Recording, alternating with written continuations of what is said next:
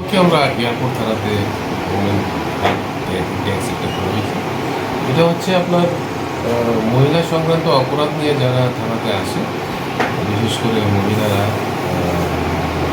যারা আসে তাদেরকে আরও উন্নতর পুলিশি পরিষেবা দেওয়ার জন্য, তাদের গ্রিভেন্সটা সঠিকভাবে শোনার জন্য এই ডেস্কটা করা হয়েছে।